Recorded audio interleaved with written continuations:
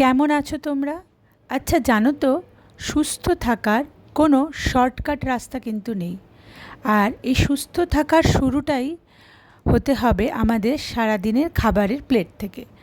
আজকের রেসিপিটি কিন্তু পেট ভরাবে না, শুধু শক্তিও আর পুষ্টিও দেবে শরীরকে।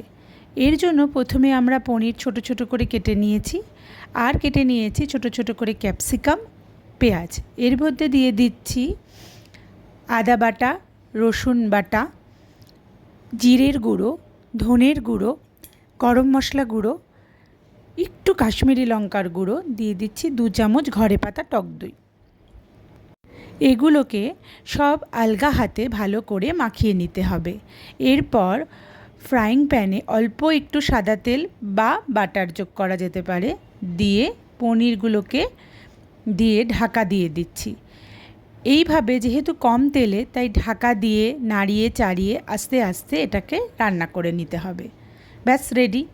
এরপর কিছুটা শসা, পেঁয়াজ, তাতে পাতিলেবু, একটু বিট নুন মাখিয়ে আমি সাইডে রেখে দিচ্ছি।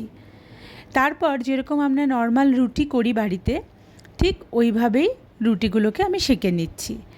এরপর প্লেটে রুটি দিয়ে তাতে কিছুটা গ্রিন চাটনি দিয়েছি। এই গ্রিন চাটনির রেসিপিটিও খুব শিগগিরই দেব চ্যানেলে।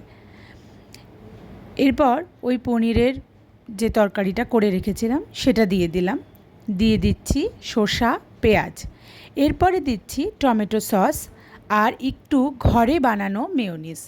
এটা চাইলে স্কিপও করা যেতে পারে, কিন্তু দিলেও খারাপ হয় না, ছোট বাচ্চারাও এতে খুব মজা করে খায়। ব্যাস রেডি আমাদের হেলদি একটা ব্রেকফাস্ট। এটাকে পনির রোলও বলা যেতে পারে। বাচ্চাদের টিফিন বা আমাদের ব্রেকফাস্ট বা ডিনার বা বিকেলের খাবারেও চলে যেতে পারে।